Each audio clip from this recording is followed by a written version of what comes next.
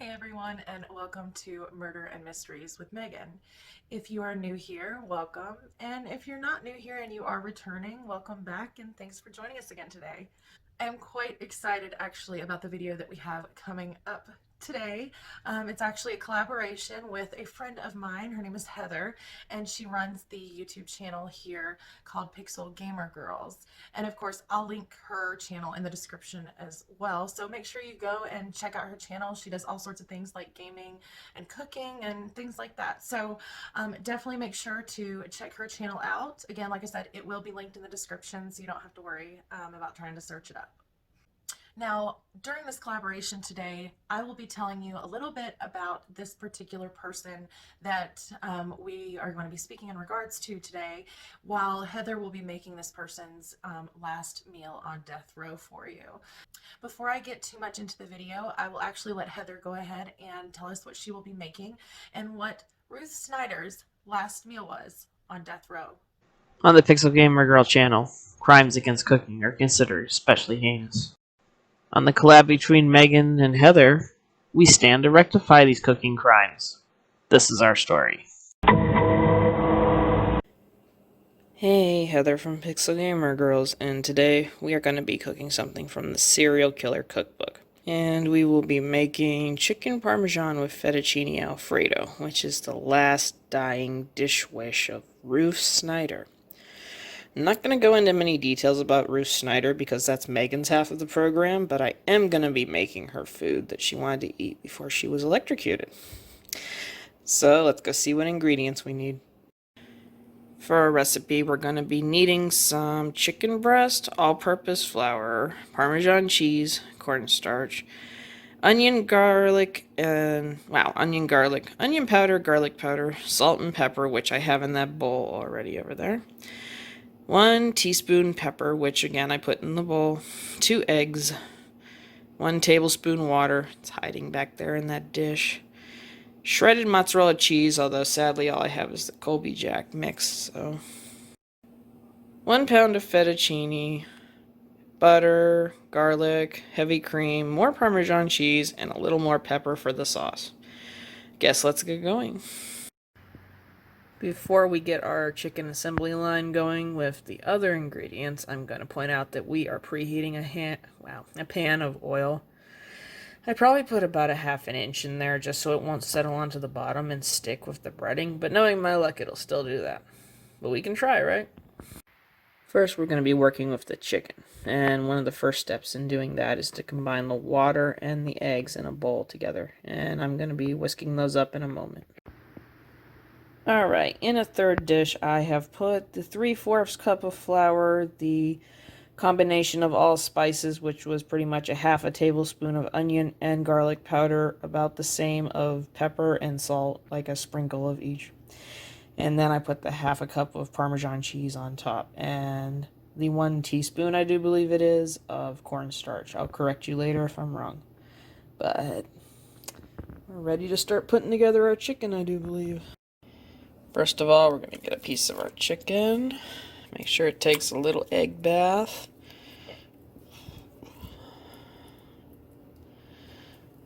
Alright. Then we'll put it into the flour.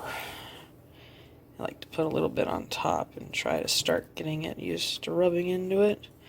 So I want some of the cheese to stick too.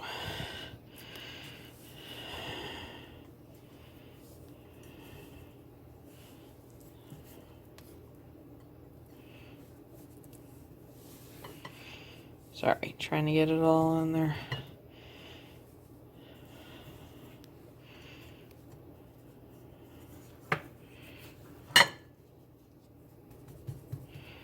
There we go. Coated piece of chicken will come over here and join its friend. I'll go get the last piece of chicken done off camera because one-handed chicken is really not fun. Alright, here I've got my 3 pretty coated chicken cutlets that we showed you dredging in the flour. Now what we're going to want to do is take them over to our hot pan and put it in. Sorry. You're going to want to do 6 minutes on each side, according to our recipe. So let me get the others in, and I'll show you the finished result.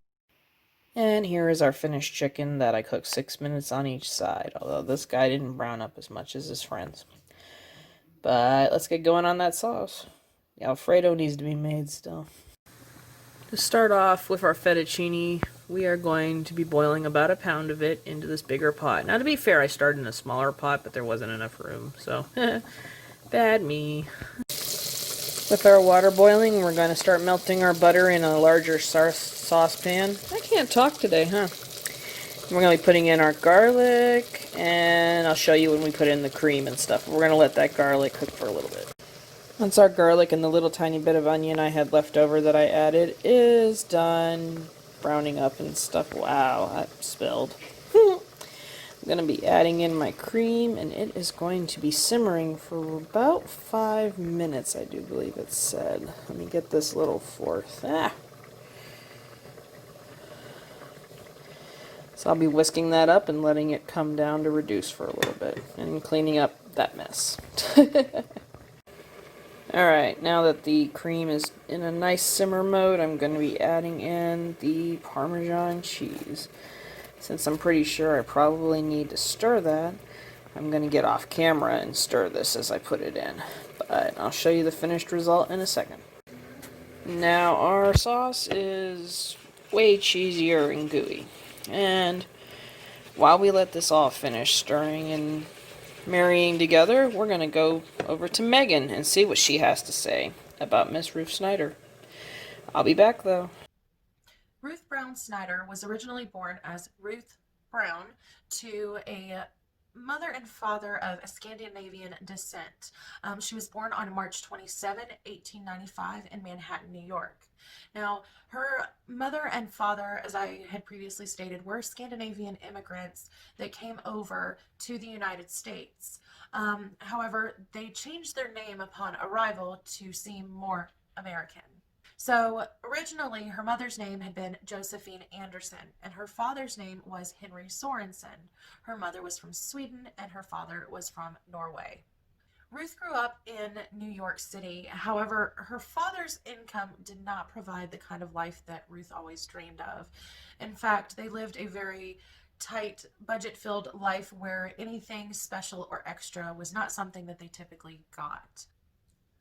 As Ruth grew up, she didn't like living this way. She didn't like not being able to have the finer things in life that she always wanted. So Ruth decided one day that her ultimate goal was to get married and have a family and look for a man that could give her these finer things in life that she had always longed for.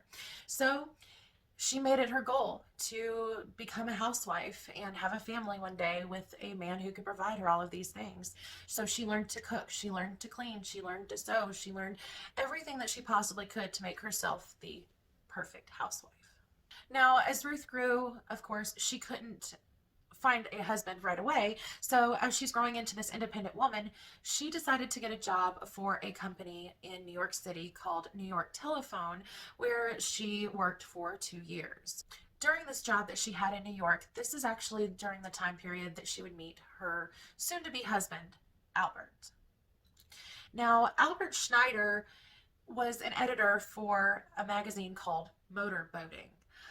This job was actually very well suited for Albert, considering that he loved to be outdoors, he loved fishing, and he loved enjoying the sunshine and being outside all of the time. So Albert was known to be good with his hands, and he loved sports. Albert Schneider was 32 years of age at the time of meeting Ruth, while Ruth was only 19. Prior to meeting Ruth, Albert Schneider had actually been engaged to a woman named Jessie Gouchard. He was head over heels in love with this woman. He talked about her like this was the love of his life, and no one could ever compare to the love that he had for Jessie. Unfortunately, his relationship with Jessie came to an end while they were engaged. Jessie unfortunately died of pneumonia. So they never really got closure on their relationship. And before she passed away, it's not like things ended sour. So the love that Albert had for Jessie continued for many years after she had passed away. But being 32 years of age at this point in his life, Albert knew it was time to move on with his life and he was actually looking for a wife. Now, while working for this telephone company in New York City at 19 years of age, Ruth was actually trying to get in touch with a manufacturer one day and dialed out the call and actually misdialed. And the person that she got a hold of was Albert Snyder. Now, this wasn't an immediate attraction between the two where they started talking over the phone and the rest is history. In fact, whenever Ruth dialed Albert's phone number, he got pretty ugly and nasty with her on the phone for misdialing. Now, of course, Albert immediately felt regret. So, in order to apologize to Ruth after finding out where she worked, he went down there in person to apologize in person because of how bad he felt about, yelling and screaming at her prior to that on the telephone call when she just accidentally misdialed. Now, Albert was a man who wore glasses, had curly hair, and he was 13 years older than Ruth was. So she didn't have an immediate attraction to Albert. However, he immediately was enamored with Ruth. Ruth was a tall blonde with blue eyes and was quite a good looking woman. So he was immediately taken aback and was enthralled with learning more about this Ruth that he had met. So after they meet the first time, after Albert apologizes, Ruth and Albert begin talking on the phone on a regular basis. In fact, Albert would call her work and they would talk on the switchboard as well. After speaking for only a few weeks, Albert actually offered Ruth a position at where he worked, and Ruth saw this as a step up. So, of course, she happily accepted. Shortly after accepting the job that Albert had offered to Ruth, the two of them began dating. Now, Albert, of course, had been engaged before. He was an older man, and it wasn't uncommon for men to have sexual relationships before they got married.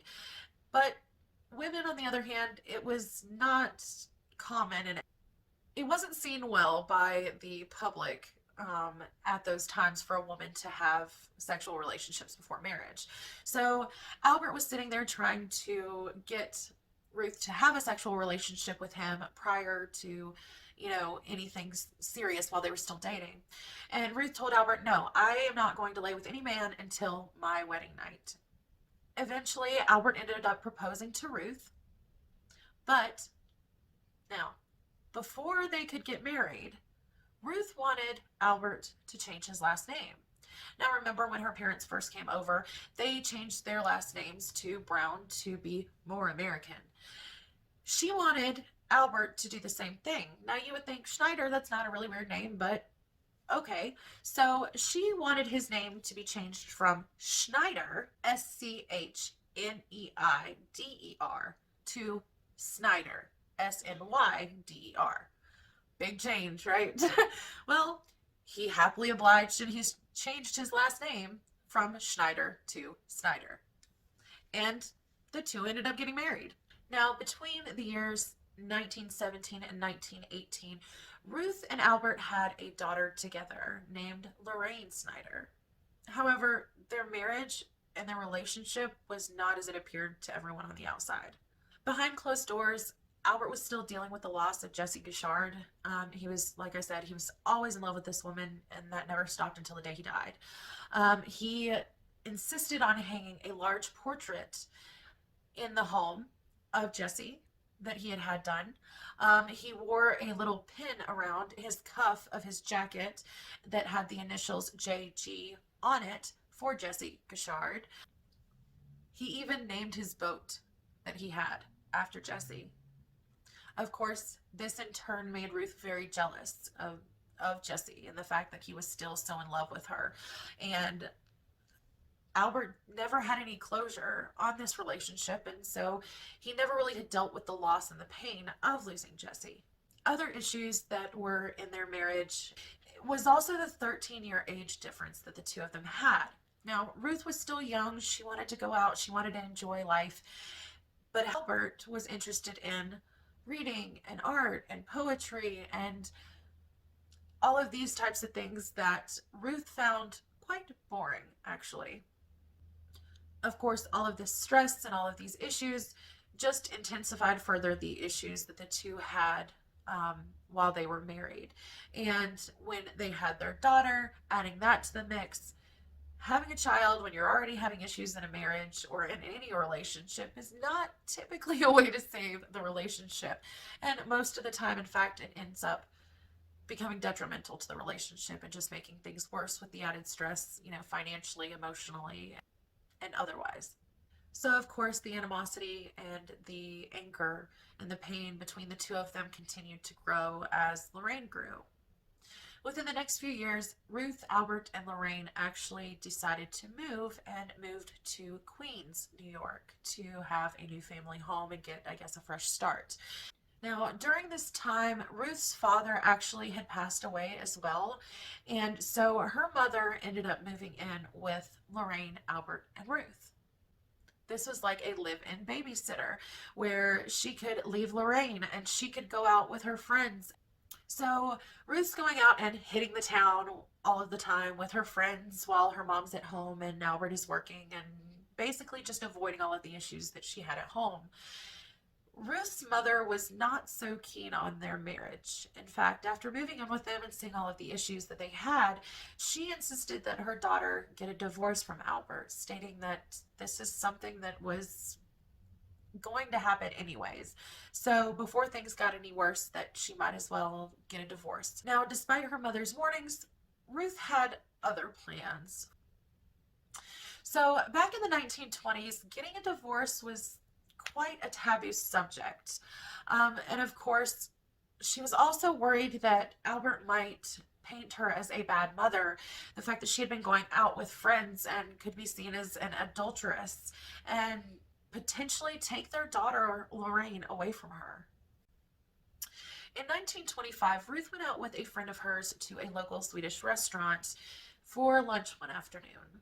This restaurant would be the place that she would first meet a man, a corset salesman by the name of Henry Judd Gray. Between the distance in her marriage with her husband Albert and the issues that they had been continuously having from day one of their relationship, Ruth ended up having an affair with Judd Gray. Unbeknownst to him, Judd Gray's name would later appear in headlines right next to Ruth's for the murder of Ruth's husband. But let's not get ahead of ourselves. So when Ruth and Judd Gray met, he was actually also married at the time to a woman named Isabel. He and his wife actually had a daughter around the same age as Ruth and Albert's daughter as well. So the two of them had, the daughter in common, as well as Judd Gray and his wife Isabel didn't have a good marriage either. So immediately, those are two things that the two could relate to each other on. Isabel was described as a shy and quiet woman. And the two of them actually had a relationship where they hung out with friends and everything appeared to be okay. However, later on, Judd Gray would describe that he had always wished that he could have a closeness with Isabel like he could with his own mother, but that was just not something that they shared in their relationship and that he had always looked for. So, with these things that they had as a commonality between the two of them, Ruth and Judd Gray ended up immediately connecting with one another. Ruth looked to Judd for someone to complain to about Albert and how unhappy she was in their marriage and how he was still in love with Jessie Gashard and how miserable she was in this relationship. While for Judd, Ruth was everything that Isabel wasn't. She was outgoing, she was fun, she was beautiful, and the two shared a physical and emotional connection with each other that he hadn't had with anyone previously. Now, from Judd's prior statement about how he had wished to have a connection with someone like he had had with his own mother and the closeness that they shared, you could tell that there were some mommy issues that Judd Gray harbored. And when Ruth found out about this, she actually insisted that Judd Gray call her mommy or mama while they were together. The two of them continued seeing each other, so much so that at a local hotel they were known as Mr. and Mrs. Gray, and everyone thought that they were married there. In fact, they saw each other so much that they had a locker nearby with toiletries and extra clothes so that they could just swing by the locker and grab whatever they needed for the nights that they did spend with one another. As their relationship progressed, Ruth confided in Judd Gray that she didn't want Albert in her life anymore, that she was tired of being married to him, tired of being in a loveless marriage with someone who loved another woman and didn't love her like that. Now, Ruth would later state that it was Judd Gray's idea then at that point to get a life insurance policy out on Albert so that, if anything had happened to him, that she and Lorraine would be taken care of. However, Judd would later say that this was all Ruth's idea and he had nothing to do with it. Despite whose idea it was to get the life insurance policy on Ruth's husband Albert, they went through with it. Ruth ended up getting not just one life insurance policy on her husband, but 3. Now, Ruth claims that Albert knew about all of these life insurance policies that she was taking out on him and that he had agreed and even signed for these so-called life insurance policies. However, we find out later that an insurance agent, the specific insurance agent that helped sign these policies for Albert and his life insurance, ended up going to jail later on for forgery due to these particular policies. So I don't know that that's quite the truth, much like more of the statements that we find out from Ruth later on. Now, these life insurance policies were actually quite a large sum of money back in the day. One of them was worth $1,000, another one was worth $5,000, and the third policy was actually worth $45,000. And it had a double indemnity plan, which basically means that if Albert would have died in some sort of accident, that this $45,000 would then become $90,000. Now, between these policies, this would be, in today's time, approximately $1.3 million. So, of course, now with these insurance policies in place and her worry that if she got a divorce, that he would take Lorraine from her, all of these things culminating, Ruth decided to plan to kill her husband, Albert. Now, Ruth would admit later to Gray that she tried to kill her husband, Albert, 7 different times and failed each of those times before. Once she had tried to kill him by rigging the vehicle that he had been working on out in the garage so that it would fall on top of him as he was working. Luckily, he rolled out just in time. Another time, she admitted that she had taken him some whiskey out to the garage and that when he fell asleep, she shut the garage door so that he would die of carbon dioxide poisoning. Luckily, Albert then woke up before that happened and opened the garage door and got the fresh air in before he died. Of course, as I stated before, she had made many attempts and they were all unsuccessful up to this point. Although it seems that Judd Gray was not very keen on the idea of killing Albert, this is where the two of them would begin their plan to kill Albert Snyder. Now, from this point on in the case, we get 2 different versions of the story. One version of events from Ruth and the other side from Judd. Of course, they both turned on each other and started blaming one another and told a little bit different variations of the story, so that's why we kind of have to look at it and try to decipher what did truly happen that night that they killed Albert Snyder. Now, here is the version of events that we find out happened on the night of March 20th, 1927. So Ruth and Judd Gray's plan was to execute Albert Snyder and blame someone for coming in and robbing the place, which resulted in Albert's accidental death, supposedly. So on this day, Albert had been out with his daughter, Lorraine, and during this time, Ruth decided she was going to sneak in Judd Gray into the house to wait until Albert and Lorraine got back home and everyone got settled in bed before they started out their poorly laid plans. Now, once everyone was in bed, she snuck out of the room and went to meet Judd Gray, where they then would continue their plans. So both Ruth and Judd then go into the main bedroom there where Albert was sleeping. They then attacked Albert with chloroform rags to make him pass out and therefore not fight against them. This in turn caused Albert to pass out despite his struggle against the two. Now, Ruth at this point claims that she was freaking out and that she couldn't go through with it and she didn't know what to do and was thinking, Judd, maybe we should stop this. I don't know if I can go through with it. And that she ran into the neighboring bathroom at this time. However, she continues her version of events, stating that while she's in the bathroom, that Judd Gray then grabs the weight and hits Albert over the head with it and kills him, all while she's in the bathroom. That she has nothing to do with it. That she ended up deciding that she didn't want to go through with it, but that Judd did it anyways. Of course, Judd's claim was a little bit different from this. He states that after he chloroformed Albert, that he then took the weight and hit Albert over the head with it.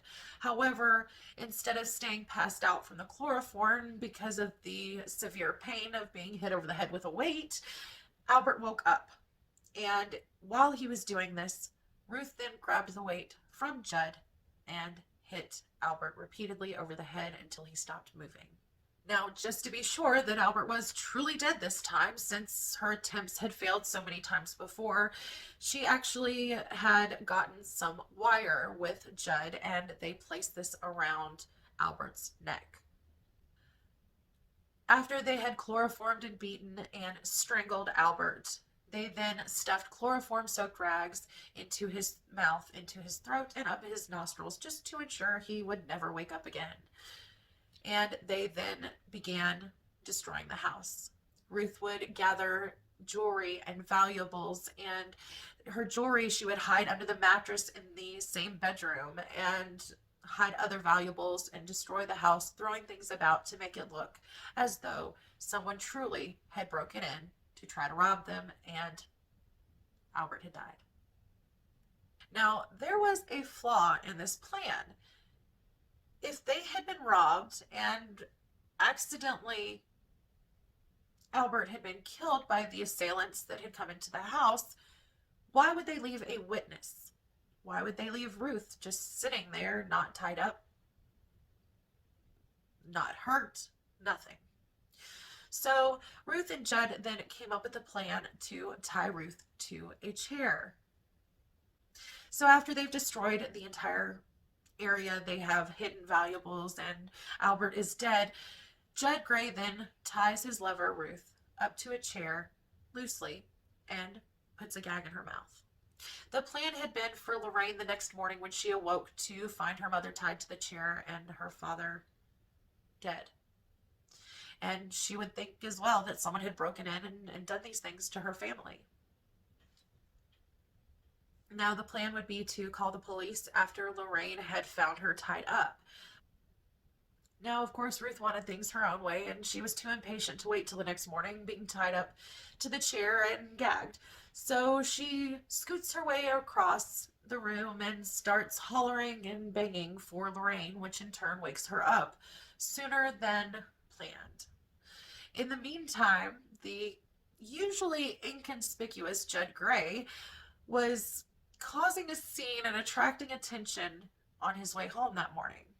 In fact, people stated that had seen him that morning that he was acting incredibly strange, and he was pacing back and forth and was even shouting across the street at a police officer trying to get directions to the nearest train. So once the police arrived at the Snyder home, they investigated the scene and listened to Ruth's description of the events that played out that night. Immediately, the police officers were suspicious because Ruth had a very calm demeanor, and somebody that had just witnessed their husband being murdered and being tied to a chair and robbed would not be that calm. So as they continued to investigate the scene of the crime and investigate the home and the robbery claims, they found the pen that we referred to earlier with the initials JG on them. Now, this pen, remember, was Jesse Gouchard's pen, and Albert used to wear it everywhere because he had never fully gotten over the love of his life at this point. This pin, of course, as we know, was hers. However, the police, who were already aware of Judd Gray's odd behavior that morning because he spoke to a police officer while he was acting so strange, so they were well aware of him, and immediately they thought of Judd Gray, JG, same initials as Jesse Couchard in the pin that they found next to Albert's body. As they continued to look, police uncovered the other valuables and the jewelry that was hidden under the mattress. So, of course, police put two and two together and realized this was not a robbery. Not to mention, they had not found any indication there had been any kind of forced entry into the home. There were no marks on Ruth's head where she had claimed to be hit over the head before she was tied to the chair by the two assailants that had broken in and killed Albert. The police ended up telling Ruth that they did not believe her story and they didn't believe it was a robbery. In fact, they actually believed that she had staged this entire event to murder her husband and claim the insurance money. Sounds like they were right on the money, huh? Now, of course, Ruth did not deny this at this time. She actually reportedly replied to the police officers after they told her that they knew she was lying. She said, well, how can you tell? So, of course, with the JG pendant, the strange behavior of Judd Gray, and Ruth's confession of, well, how can you tell it's staged? The police brought the two in for questioning. When police officers brought Ruth in for questioning, they had told her that they already had Judd Gray and were questioning him as well. Ruth immediately thought, uh-oh, he's confessed. So in turn, she threw him under the bus, and she would even go on to tell the police that Judd Gray had hired a hitman to kill Albert before this attempt tonight, but that the hitman had failed as well. Ruth then continues to tell the police that it was actually Judd that had beaten Albert over the head with the weight and ultimately killed him. She told the police that Judd Gray had pushed her into killing Albert. Now, in the meantime, Judd Gray is giving his version of events and saying that no, in fact, it was Ruth that was the one that pushed him into this horrible act of violence, and that it was because of her that they staged this whole night. In May of that year, the two were actually set for trial for the murder of Ruth's husband, Albert Snyder. During the trial and hearing both Ruth and Judd's versions of what happened that night, even though their stories contradicted each other and blamed each other, it was said that the jury and the judge alike, and even the public, seemed to side with Judd more than they did with Ruth. In fact, they said that Ruth was like the serpent or Eve in the Garden of Eden. So in turn, her scenario and her story of events was not widely accepted as the truth, and Judd seemed to be a bit more honest, I guess you could say. In fact, Judd's lawyers ran with this. When people, called out Ruth and said, oh, she's a lying snake, she is making this all up, and she forced Judd Gray into this, and that's why he killed Albert Snyder, and all of these things, that Judd was really an upstanding man. An upstanding man would kill his mistress's husband? Not so sure about that, but they rolled with it. His defense rolled with that, and of course painted him as a good man who made a mistake and would accept his punishment and take fault for what he truly did in this awful crime. Both Ruth Brown Snyder and Henry Judd Gray were ultimately found guilty for the murder of Albert Snyder, and they were both sentenced with the death penalty. This was such a big ordeal because Ruth would be the first woman executed in New York since 1899. On January 12th of 1928, Ruth Brown Snyder was executed only 10 minutes before her lover, Henry Judd Gray. This was by the electric chair. Prior to her execution, Ruth actually made a statement, which I'm going to read to you now. If I were to live over again, I would be what I want my child to be, a good girl, really making the fear of God a guide to a straight life. I said before, go straight, and I mean it more than ever. I wish a lot of women who may be sinning could come here and see what I've done for myself through sinning. Maybe they would do some of the thinking that I have been doing for months, be satisfied in their homes, and stop wishing for things that they couldn't have. Stop wishing for things they should try to get along without when they can't have them. Maybe there are women who have nice homes and husbands who can do the best they can for them, even if they don't like their husbands, and they could bear it, if only they can make up their mind that everything can't be perfect. During her execution in the electric chair, a photographer, Tom Howard of the Chicago Tribune, who was also working with the Daily News at the time, that was also owned by the Tribune, snuck a camera in on his ankle. Now, this camera attached to his ankle, he ended up taking a photograph of Ruth as she was being executed. This image that he was able to capture was quite blurry. However, it was a gruesome display of the end of someone's life that the public had never seen before. In fact, the particular camera that he used to take the photo of Ruth Snyder during her execution ended up in the Smithsonian National Museum of American History. After her execution, Ruth was then buried at the Woodlawn Cemetery. Her stone would only read two things. It would read the date of her death, along with the inscription, May R. That was some great information on Ruth. Too bad she ended up like that. But, well, our chicken parmesan and fettuccine alfredo is done. Now, for anybody interested, after the alfredo cooked, I put in the noodles, as you can see. I put a piece of chicken on top. I'm not eating a lot right now because I'm in between meals and I didn't really think this out, so I just made it and then thought, oh yeah, it's not even dinner time yet. Anyway, I put part of a piece of chicken on top. I put a little bit of tomato sauce, which is why you see the red in here. And I put a sprinkle of the cheese on top. Now, it's supposed to be mozzarella, but like I said, you do with what you have. Anyway, we're going to take a bite of it real fast and give you the feedback. I got a little piece of chicken with some Alfredo right here. If I can actually get it and not spill it. No, come back, Alfredo, I need you. Oh, let's do this.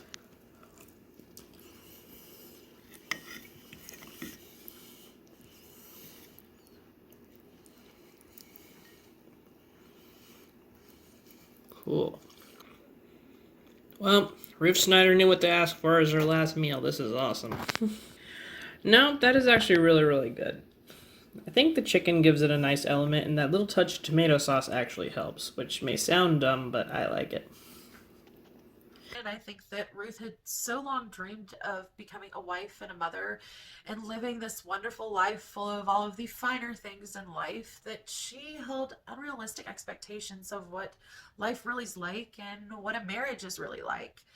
And when she met Albert, she thought maybe this was the guy that she could have all of these things with. Him being an editor of a magazine and being more established in life. But what she didn't count on was him still being in love with his fiance. I believe that Albert's love for Jesse made Ruth extremely jealous. And of course, she wasn't having all of the fun and the excitement that she had imagined that her life was going to be. And so she started looking for satisfaction outside of her marriage, going out with friends and having an affair and all of these other things that she was doing. And this is when she met Judd. And of course, he was into all of the same things that she was. He was having issues with his spouse like she was. They both had daughters the same age, and they were both looking for things in their relationship that they never got and were searching for outside of their marriages. I think that Ruth was also scared of losing her daughter and society finding out about her being an adulteress. I think that the idea of murdering Albert and cashing in on what would be, in today's time, a $1.3 million life insurance policy was quite appealing to Ruth because it would take care of all of those problems. But despite what Ruth was feeling or her reasoning, I will never understand, and I don't think any of us can understand, why not just get a dadgum divorce? I'd rather sit here and be judged for a divorce than murdering my husband and having an affair and having him help me with it. Common sense, people. I don't understand how anyone could bring themselves to murder the father of their child that they, at one point, were in love with so much to spend the rest of their lives with them. And seemingly over an affair and money. It's too bad that Ruth hadn't just listened to her mother and just get a divorce when she still had the chance. That, my friends, is the end of this case. I can't wait to hear your thoughts. Make sure to leave them in the comments below. Thank you all for joining Heather and I today on my channel, Murder and Mysteries with Megan. And again, don't forget to go check out her channel, Pixel Gamer Girls, here on YouTube as well. Oh, and real quick, if you guys like watching movies on true crime cases, there's actually one out from 1944 that was made based on this story about Ruth Brown Snyder and her husband, Albert Snyder. Anyways, make sure to hit the like button, hit the subscribe button, and make sure to ring that notification bell so that you're notified every time that I upload a new video or any future collaborations that I may have coming up on my channel. So until next time, my mystery lovers, bye.